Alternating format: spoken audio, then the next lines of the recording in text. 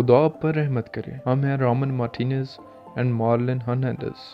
اچھا، اور آپ جو کہ بچوں کی وزارت کے استاد ہیں، آپ جو اسسٹنٹ ہیں، اگر آپ بچوں کے ساتھ علاقے کے پہلو میں ایک ساتھی ہیں یا سنڈے اسکول یا بائبل اسکول ڈائریکٹر، یہ ورکشاپ یقینی طور پر آپ کی زندگی کے لیے بہت بڑی مدد اور نعمت ثابت ہوگی۔ اس لیے ہم آپ کا پورے جوش و خروش اور سیکھنے کی خواہش کے ساتھ انتظار کر رہے ہیں، کیونکہ ہم شروع کرنے جا رہے ہیں کلاس روم کا انتظام۔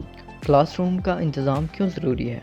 ٹھیک ہے، تو یہ استاد کو گرنے سے روکے گا، یہ مایوسی کا انتظام ہوگا، یہ تھکاوٹ کو ختم کرنے والا ہے، لیکن یہ ایک محفوظ اور میسر کلاس روم کو بھی فروغ دینے والا ہے۔ اس کے علاوہ یہ خوش اساتذہ کی حوصلہ افزائی کرنے والا ہے، کیونکہ جذبات کی ایک خوشگوار مہک ہونے والی ہے، اور اس سے طلباء کو نئی چیزیں سیکھنے کی ترغیب ملے گی۔ اس کی وجہ یہ ہے کہ کئی بار بچے اساتذہ کے ساتھ چیزیں بانٹتے ہیں اور وہ انہیں اپنے والدین یا کسی اور بہن بھائی کے ساتھ بانٹ سکتے ہیں۔ جوان کے لیے خوشی کا باعث ہوگا، دوسروں کو بھی وزارت میں آنے کی ترغیب ملے گی۔ جب دوسرے بہن بھائی سنتے ہیں کہ خدا بچوں کی زندگیوں میں کیا کر رہا ہے، تو یہ دوسرے بھائیوں اور بہنوں کو بھی وزارت کی دنیا میں داخل ہونے اور بچوں کی ٹیم میں شامل ہونے کی ترغیب دیتا ہے۔ بچے بھی چرچانے سے لطف اندوز ہوتے ہیں۔ اس کی وجہ یہ ہے کہ تمام تجربہ کے استاد ان تک پہنچنے کے قابل ہو جائے گا اور انہیں ہر کلاس یاد کرنے کی ترغیب دے گا، اور وہ ہمیشہ ایک نیا سبق سیکھنے کے لیے بے چین رہیں گے۔ ایک خوشگوار اور اچھی طرح سے کنٹرول شدہ کلاس روم کی کنجی کیا ہے؟ مسائل کو روکیں۔ مسائل کو روکنے کے لیے آپ کو مواد اور اس سبق کے ساتھ تیار رہنا چاہیے جس سیشن کے دوران آپ نے منصوبہ بنایا ہے۔ ایک شیڈول تیار کریں۔ آپ بچوں کے ساتھ کلاس روم میں جو کچھ کرنے جا رہے ہیں، اس کے لیے لچکدار شیڈول رکھنے کی انتہائی سفارش کی جاتی ہے۔ یقیناً آپ بہت سی سرگرمیاں کرتے ہیں، جس طرح سے بچوں کے پاس ہمیشہ کچھ مختلف ہوگا اور آپ نے اس کی منصوبہ بندی کی ہوگی۔ مواد کی منصوبہ بندی کریں اور اسے تیار کریں۔ یہ صرف اس چیز کا معاملہ نہیں ہے جو آپ کے پاس کلاس روم یا گھر میں پڑی ہے، بلکہ یہ اچھی بات ہے کہ آپ جس عنوان کو پڑھنے جا رہے ہیں ان میں سے ہر ایک کے لیے مناسب تیاری کریں۔ اگر آپ بچوں کے ساتھ ایکشن گانے کرنے جا رہے ہیں تو آپ کو سیکھے ہوئے گانے کے ساتھ تیار رہنا چاہیے اور وقت سے پہلے ایکشن کی مشق کرنی ہوگی۔ اس طرح آپ بچوں کی توجہ حاصل کریں گے اور وہ آپ کے ساتھ جو کچھ بھی کریں گے لطف اندوز ہوں گے۔ کہانی کو یاد کریں۔ شاید یہ کہے بغیر جانا چاہیے، لیکن یہ ضروری اور لازم ہے کہ آپ کہانی کو جانتے ہوں اور آپ یہ بتانے جا رہے ہیں کہ آپ بائبل کے اقتباسات جانتے ہیں، اور یہ بھی کہ اگر آپ کے پاس نوٹس ہیں، لیکن ہر لمحہ ان کی طرف مت دیکھیں۔ مشورہ کرتے رہیں کہ آپ کیا کر رہے ہیں اور بچوں کی توجہ کھو رہے ہیں۔ آپ کلاس کے پچھلے حصے میں یا کلاس کے پہلو میں کچھ نوٹس رکھ سکتے ہیں جنہیں پڑھنے کے لیے نہیں بلکہ اس کی رہنمائی کے طور پر استعمال کیا جا رہا ہے کہ آپ کلاس میں دینے کے لیے کیا کر رہے ہیں۔ اس سے آپ کو بہت مدد ملے گی۔ طالب علموں کو دیکھیں، کیا آپ نے دیکھا ہے کہ ایسا کرنا مقبول ہے؟ جب آپ کلاس کو پڑھا رہے ہوتے ہیں تو آپ کو یہی کرنا پڑتا ہے۔ طالب علموں کے رد عمل پر توجہ دیں، ہوشیار رہیں کہ وہ کیا کر رہے ہیں، کہ اس طرح آپ کو بہت بہترین کنٹرول حاصل ہوتا ہے۔ اس کی یکجہتی کو توڑنے کے لیے پہلے سے ہی کچھ تیار کر لیتے ہیں۔ اگر آپ دیکھیں کہ بچے بور ہو رہے ہیں یا اگر آپ دیکھیں کہ بچے مشغول ہیں تو سرگرمیوں کو تبدیل کریں، اسے پرسکون طریقے سے کریں، اس طرح سے کہ انہیں شک نہ ہو کہ آپ نہیں جانتے کہ کیا کرنا ہے۔ لیکن آپ کو ہمیشہ اس بات پر یقین ہونا چاہیے کہ آپ گھر میں صحیح طریقے سے مشق کرنے کے لیے کیا کر رہے ہیں۔ یہ انتہائی کی جاتی ہے آپ اپنے یا لوگوں کے تجربات میں یہ شامل کریں جن کو بچے جانتے ہیں، تاکہ وہ اس بات کو بہترین طور پر سمجھ سکیں کہ آپ انہیں کیا سمجھانے کی کوشش کر رہے ہیں۔ ہر سبق کو بچوں کی مختلف عمروں کے لیے تیار کیا جا سکتا ہے۔ سنڈے اسکول یا چھٹی والے بائبل اسکول میں 3، 4 اور 5 سال کی عمروں کے بچوں کو کلاس پڑھانا ایک جیسا نہیں ہے جیسا کہ 11، 12 اور 13 سال کی عمر کے بچوں کو پڑھانا ہے۔ ماحول اور ہر لفظ جو آپ استعمال کرنے جا رہے ہیں اسے تیار کرنا اچھا ہے تاکہ اسے احتیاط سے سمجھا جا سکے۔ ہم جو کچھ بھی بچوں کے لیے کرتے ہیں ہمیں اس کا بہت خاص فائدہ ہوتا ہے، اور ہم اس بات کا یقین کر سکتے ہیں کہ وہ ایک زرخیز مٹی ہے۔ یہ یقینی بنانا آپ پر منحصر ہے کہ بیج صحیح طریقے سے گرے۔ کیا قواعد و ضوابط مسائل کو روکتے ہیں؟ بچے قوانین کے بارے میں کیسا محسوس کرتے ہیں؟ ٹھیک ہے، اکثر اوقات وہ شرمندگی محسوس کرتے ہیں، اسی لیے 4-5 اچھی طرح قائم کردہ اصولوں کا ہونا ضروری ہے۔ اس سے انہیں شروع سے سمجھنے میں مدد ملے گی کہ کلاس روم میں داخل ہونے کے بعد وہ کون سے اصول ہیں جن پر عمل کیا جانا چاہیے۔ بچے اصول کیوں توڑتے ہیں؟ آپ اسے کیسے روک سکتے ہیں؟ بچوں میں اکثر توجہ کی کمی ہوتی ہے۔ ان پر توجہ دے کر ہم انہیں یہ محسوس کروا سکتے ہیں کہ ہم ان کا مکمل مشاہدہ مشاہدہ کر رہے ہیں تاکہ وہ ان اصولوں پر عمل کرتے رہیں۔ ایسا کرنے کے لیے اصول سکھائیں، ہم اسے کیسے کرنے جا رہے ہیں، ٹھیک ہے؟ تو ایسے بہت سے آلات ہیں جن کے ذریعے سے ہم بچوں کو سکھا سکتے ہیں یا انہیں مختلف طریقوں سے سکھانے کی ہدایت کر سکتے ہیں۔ یہ ایک چنچل انداز میں بھی کیا جا سکتا ہے، مثال کے طور پر اداکاری کے ذریعے۔ یہ سب گیمز کی طرح ہے، لیکن یہ ان کے لیے معنی خیز ہوگا۔ طلباء کو نظام اوقات اور منصوبوں کی وضاحت کریں۔ جب آپ ان کے ساتھ ایسا کریں گے تو وہ دیکھیں گے کہ آپ کا کنٹرول ہے۔ واضح جواب کی بنا پر آپ کے پاس ایک منصوبہ تیار کیا گیا ہے، پورا عمل ہے جس پر عمل کرنا ہے، اور یہ کہ کچھ بھی بہتر نہیں ہوگا۔ وہ یہ ظاہر کرنے جا رہے ہیں کہ آپ کو یقین ہے آپ کیا سکھانے جا رہے ہیں۔ کیا قوانین ضروری ہیں؟ اصول عمر کے گروپ کے لیے موضوع ہونا چاہیے۔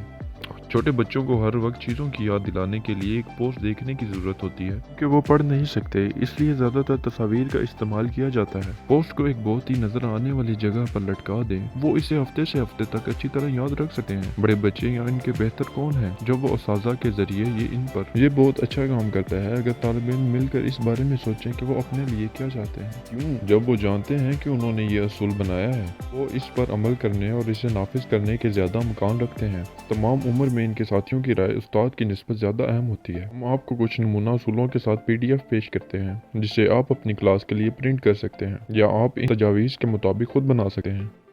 کلاس روم کا ماحول۔